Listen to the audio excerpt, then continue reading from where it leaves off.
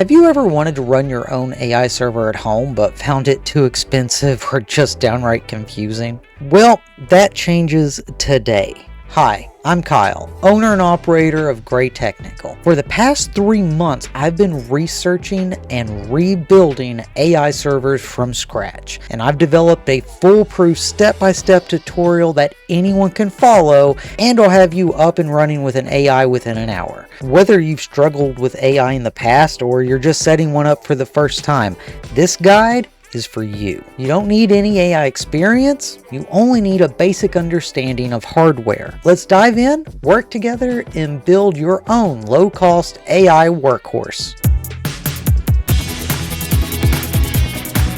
Before we begin, you'll need a USB drive that is at least 8 gigs in size. Make sure that there is nothing on the drive because we're going to be wiping it in just a couple minutes. We also need to grab 2 things off the internet. Go ahead and go to Ubuntu's website and download the latest version of their Linux distribution, which is Ubuntu.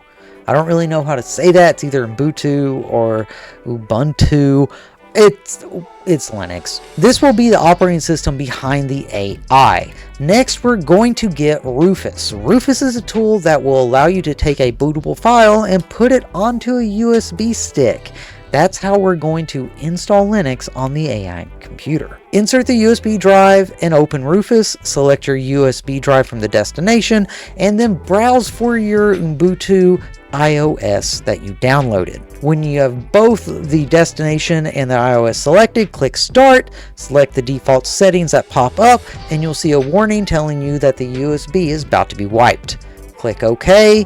This process can take anywhere from a couple minutes to half an hour. But once the USB stick is done, eject the drive, and then we can start working on building your AI. Now, I know you're thinking, but Kyle, ChatGPT is like less than $30 a month. Why not use that? And the problem is, when you use an online AI service like ChatGPT, anything that you upload is fair game for training on that AI system. Simply put, your data isn't private. As a teacher, I use AI to help clean up my grammar and structure lesson plans. As a developer, I use AI to help me refine scripts, and I also occasionally have it for debugging code. School content is owned by the district. I can't legally upload it. And my code, well, that's my company's intellectual property. Uploading source code to a cloud-based AI would compromise my entire business. I'm sure that my story is similar to yours. Maybe you're a church group leader who wants to keep their notes private, or you're a small business owner who wants to secure AI for client data. Heck, you might even be a parent homeschooling your kid and you just need some extra help in the education field. All of those are completely valid reasons for wanting a secure AI that you can have access to. Now, a little bit of friendly advice. At this point, I would recommend that you head to the link in the description and download the instructions that's in a text file. This will make your life a lot easier. If you do, save the document directly on the USB stick that you just put the ISO on. This way, whenever you are typing in code, you can just copy and paste them. Makes your life a whole lot easier. I'd recommend you go ahead and do that. Another tip is to make sure that the computer that's receiving the AI has all other drives removed from it. The only drives that need to be in the machine and plugged up are the installation disk, which is your jump drive, and the drive that your OS is going on. This is very important because Ubuntu will wipe all drives connected to the computer during the installation process. Leave a comment and ask how I found that one out. Before we get started, you will need to have a machine already built and ready to go. The computer doesn't need to be anything spectacular. I mean, I'm using a decade-old computer that I dug out of a dumpster. You should have around 16 gigs of RAM. You need to have at least a dual-core processor and a graphics card with CUDA cores. Need to know if your card has CUDA cores? If it's an Nvidia card that has a number on it that is bigger than 1,000, then it has CUDA cores. All that being said, AI is a numbers game. The bigger numbers you have, the better it's going to perform. Something optional that I have included is a Wi-Fi adapter. I'm using this Wi-Fi adapter to turn my AI into a mobile hotspot, perfect for traveling demonstrations, but it's not necessary and can have added expenses for most people that you don't really need. If you prefer to recreate the exact same thing that I am building, I'm going to give you all the parts that I've used. Here's the computer we're going to be using for this demo. This machine is a $350 AI server. It can support up to 10 simultaneous users, has image recognition, can answer math questions, communication, process documents, and all with speeds that are comparable to ChatGPT. I've been using this machine at home, at school, and even at conferences to let people test out an on-site AI. The parts are going to be on the screen right here, but I'm going to break them down for you so you can understand what I've been using. This computer started life as a Dell Optiplex 790 workstation that I salvaged from my school's dumpster. It was literally a trash computer they were throwing away. I upgraded it to 32 gigs of RAM. It's DDR3, so it's not the quickest. It only cost me $30 to do that. I spent $40 on a 1250 watt power supply that may or may not explode. I reused an old 256 gig SSD, picked up a test bench for around $15, and I already had an Nvidia 3060 12 gigabyte graphics card that I picked up for around $250. All in, I guess I'm about $355. If you were to buy all these parts new though, expect to spend around $500. Even the base machine that I'm running, you can buy them brand new on Amazon for like $100. So like literally this is really cheap for AI. Honestly, you could probably even cut this price down lower if you just lower the specs a bit. Either way, performance to price, this AI server will blow you away with what it can do. Well, with all that being said, let's go ahead, dive in, and build you an AI server. Plug in your USB drive into your AI computer and spam the boot menu key for the BIOS screen. The boot menu key will be different depending on your computer, but for me, it is F12. From the list, select the one that says USB or says the name of the brand of the USB that you're using. Select the option to try or install Ubuntu.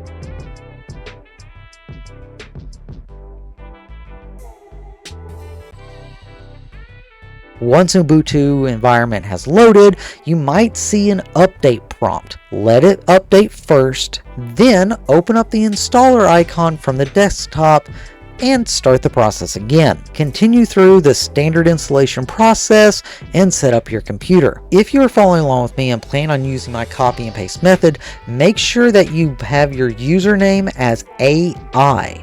The password can be whatever you want, but I'm making mine as easy as it can be because this is a demo unit that I want people to play around on. If you choose to name the user something different, just remember that the name you choose will need to be adjusted on all the code that we're going to be pasting into the terminal later.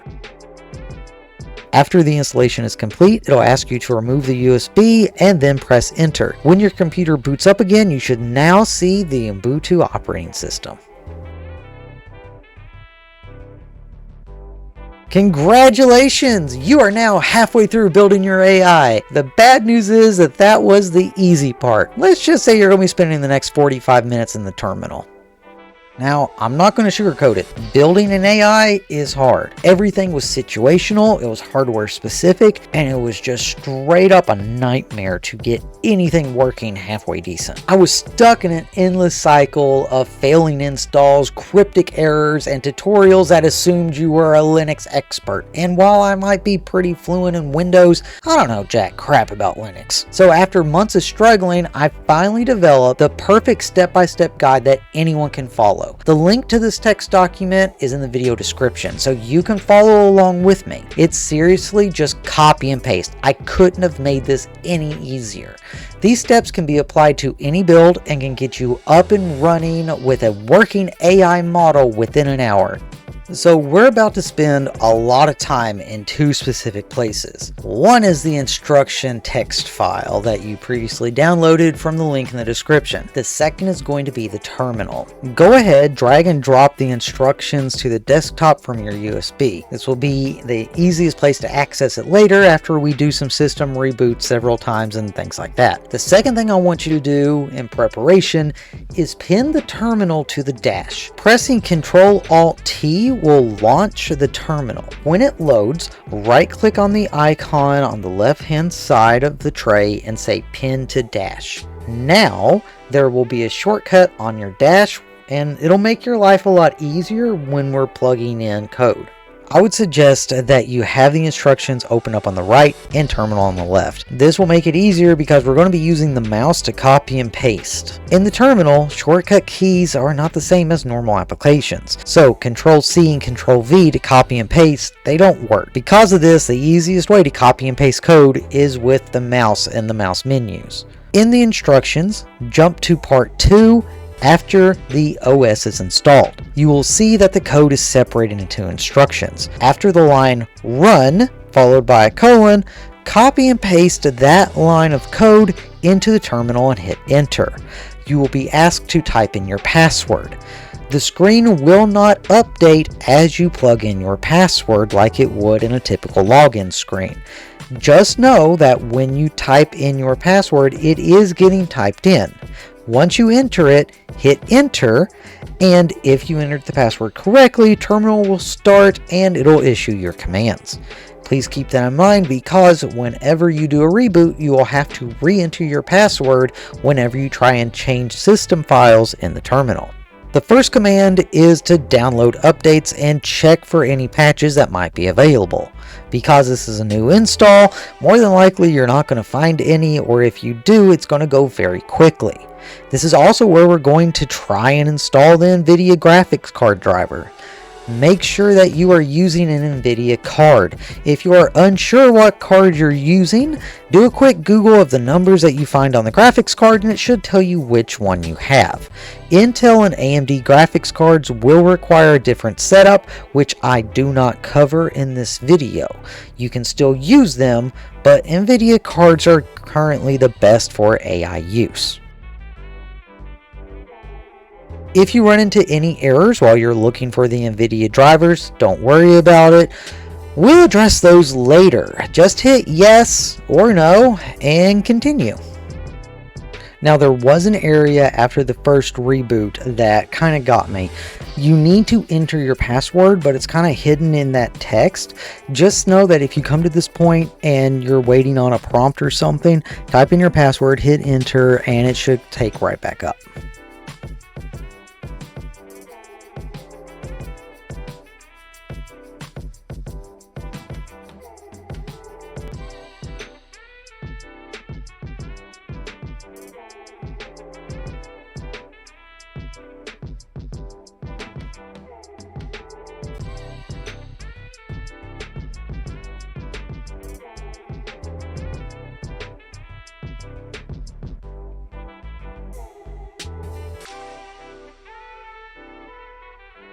Docker is a program that lets you run isolated apps inside of it. It's kind of like an operating system for your operating system. It can house different applications in it and let you maintain them. I don't really know how else to explain it. Honestly, I don't really know what it is myself. I mean, the description that I got of it was generic at best. But let's just be frank, it doesn't matter. We need it, so we'll just install it. We'll run this code to install Docker. This will take a couple minutes, but should finish up pretty quick.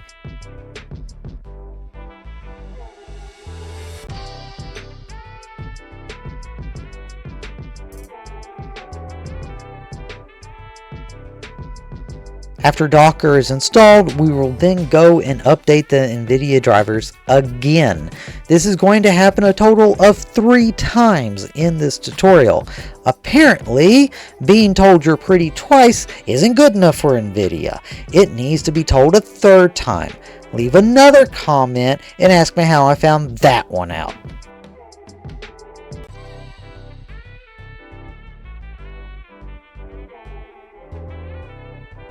Ollama will be the backbone of our AI. Ollama runs language models like Gemma, Mistral, and DeepSeek. It sends your input to the AI and then reads the response back. Think of it like a bridge between your system and the AI that you're running. Ollama installs with this command here.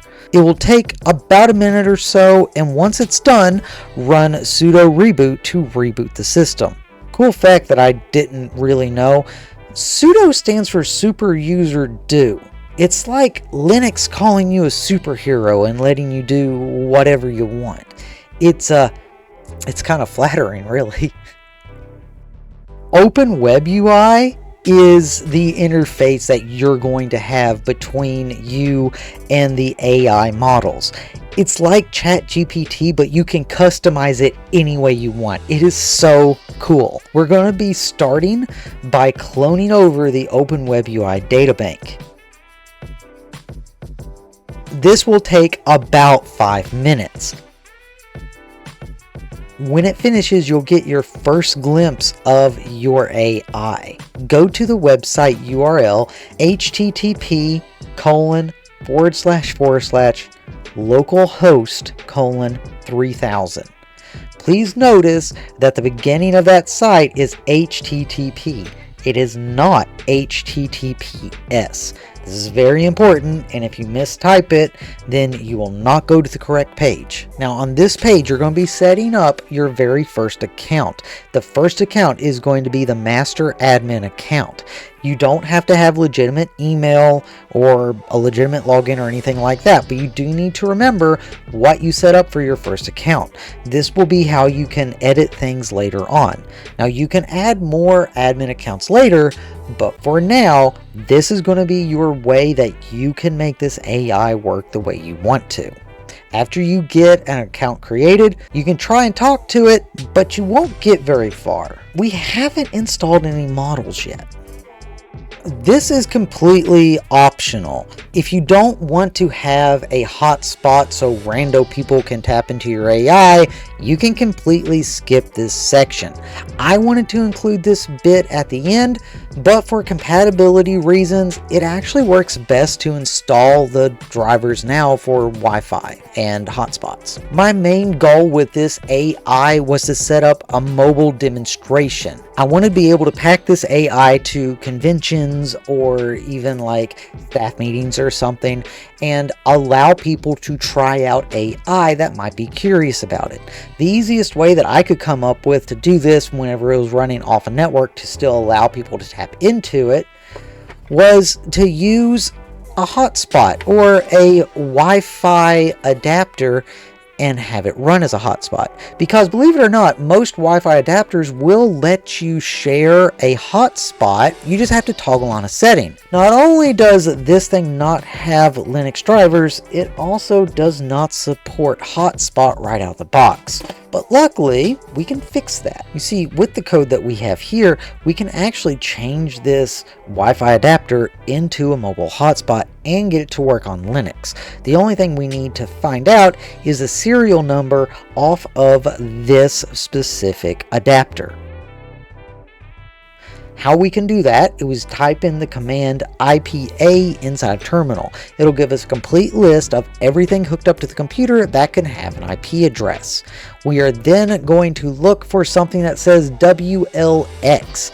For me, well, it's right here on the screen. I'm going to take that product number, I'm going to adjust my code in the text document, and then we're going to copy and paste this section of code into terminal. This code is going to enable my adapter to work with Wi-Fi and also be a portable hotspot with the name Portable AI and with the password Talk to Me. That way I can create a QR code, pass it out to people, and they can scan it with their phone and then automatically be connected into my AI. Finally, with this optional step, I also wanted to make it automatically run, which involves creating a service file and telling the script to run it as soon as it boots up. Copy and paste the following code, and in the new window, copy and paste the code into a new sheet.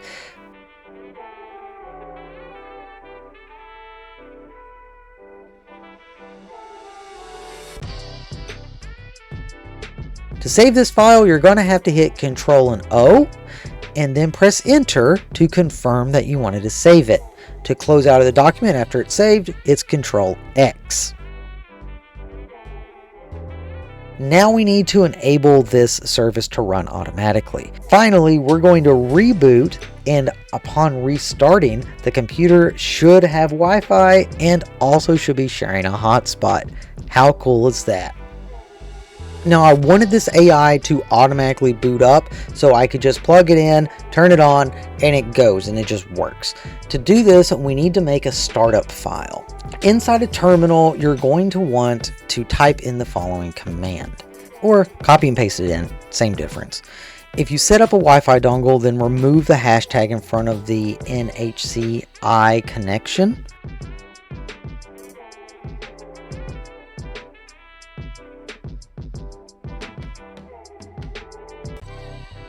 After that, save the file, same way we did before. Control O to save, enter to confirm, Control X to close. Once we have that file made, now we need to tell Ubuntu that the file is a program that needs to run on startup. To do this, paste the following code into your open terminal window. After that, to make it run on startup, run this code, and at the bottom of the open document, you'll have to push down on the arrow, by the way, to hit the bottom. Copy and paste this line. Save, Control O, enter to confirm, and Control X to close. And we are now going to reboot the system one more time. Now, upon reboot, you might want to go over to localhost 3000 and log in to see how everything's looking, but you'll probably encounter an error 500. The error 500 basically just means that there's a generic error somewhere. You remember how I said we have to tell Nvidia that it's pretty again? Well, now's the time that we do that. We're going to, for the last time, tell Nvidia that it's pretty. So we're going to run this script again. We're going to update the drivers, and then we're going to reboot.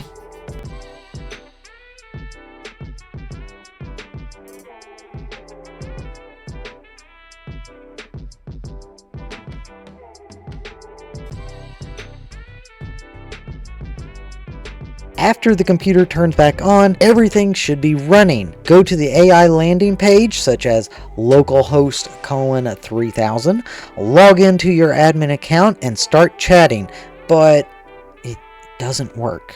That's because we don't have a model installed yet. In a later video, I'll show you how you can customize settings and open WebUI by creating all kinds of cool, useful things. But for now, I'm just going to get you up and running. Go to your local host like we did whenever we first set up your admin account and log into that admin account. Now we're going to navigate up to the top of your screen to the account icon. Click on the icon, and then you're going to select Admin Panel. From here, we're going to go to Settings, Models, and on the right, we're going to click on the little download icon. This will bring up a new window where we can manage our model. There are hundreds of models available to pick from, and they're all available on Ollama.com. But for now, we're going to be using Gemma 3. It is a great model to start off, and it'll give you an idea of what to expect. In the second box down on the model manager, type Gemma 3, Gemma 3, and click the download button next to the box. This will take a little bit of time to download, so while we're waiting, let me tell you a little bit about my business. At Gray Technical, I develop software for Excel and 3D graphing. It's because of Gray Tech that I'm able to, well, make these videos. If this video has helped you out, consider checking out my products and give them a try. From 3D graphing with XYZ Mesh to PDF cheat sheets and even tools and add-ins specifically for Excel that make Excel easier to use. I offer a wide variety of products, and they're all geared around the same thing, making technology easier. Now that the model is downloaded, we need to adjust a few things. Inside the model page, if we refresh or just click on another tab and go back, you'll see your new model downloaded. Click the little pencil next to the model name and you can edit how your model behaves. In this new window, scroll down to Parameters, click Show, and at the bottom of that list, you'll see a GPU. Click on the default button and change it to custom. A new slide bar will appear. By cranking the slide bar up, we're telling the AI to use all the available power of the graphics card. It'll really help speed things up. There's also one more thing that I wanted to add in. Up the top in the AI page, you're going to see a little box underneath the description that says private. If you leave that on private, only admins can have access to that model. If you want everyone to have access to that model, then drop that down and select public. Once you've done those two changes, scroll all the way down to the bottom and click Save. At this point, you're able to start chatting to your AI. You can go up to the top left and click New Chat, and then you can start talking.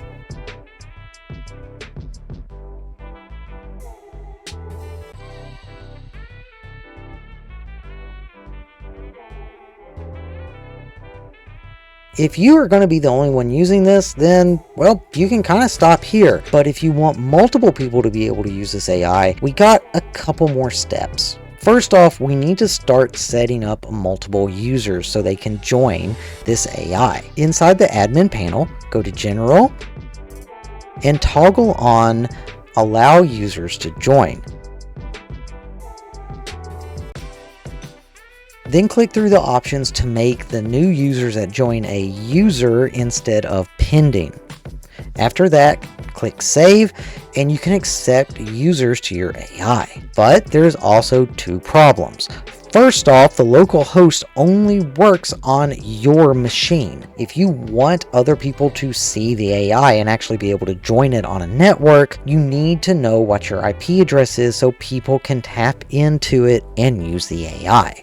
The second issue is if you didn't follow my step before and changed your model to public, then your model is still set to private, and that means that no one can actually use your model unless they become an admin. Let's go ahead and tackle the IP address. First, we need to figure out what your IP address is. Open the terminal and type in IP space address. Look for something along the lines of 192.68 or something like that. This will probably be your IP address, but if you're at a business or maybe even a school or a church, someplace that has a lot of computers and devices hooked up to it, this might be a little bit more difficult to find. To be safe, go ahead and write down all the IP addresses that you find there, and if there's not one that stands out to you right away, we'll just systematically go through and check each one. On a second device that's currently connected to the same network, try and travel to the IP address that you wrote down with a :3000 tagged onto the end of it. If you're greeted with an AI login, then congratulations, you found your AI. If not, well, you have all the IP addresses for your computer, and just keep trying to plug it in. Eventually you'll find the right one. If you still haven't been able to find it, make sure that you are plugging in http:// instead of https. You need to make sure that the S is not on there.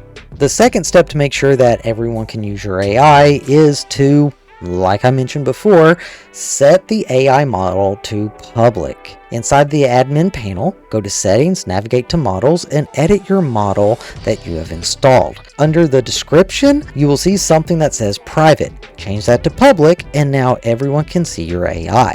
Just make sure that you save your changes before you close out of it.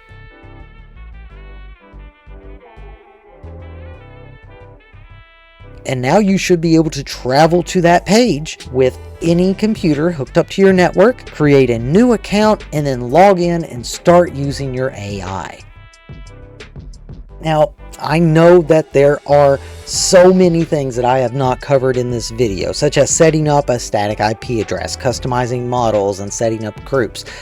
All that's coming later. Trust me, this is This is a really fascinating topic, and I am going to be covering so much with this because it's just the amount of possibilities that you have with this is astonishing. It really is. If this guide has helped you, please consider subscribing for more projects and tutorials and tech tips. Like I said, I'm going to be exploring so much more of this, so if you're interested in learning how to customize an AI and make one that generates perfect YouTube scripts for you, or even is extremely fluent in a book that you own, I'm going to be showing you how to do all that and all the fun stuff that I have explained. If you did follow along with me and build your own AI, I want to see it. Seriously, take a picture of it or something, tag it down below. I want to see what you've built. I want to know about it. Tell me about it. Thank you all for watching. I hope this video was helpful, and until next time, have a great rest of your day.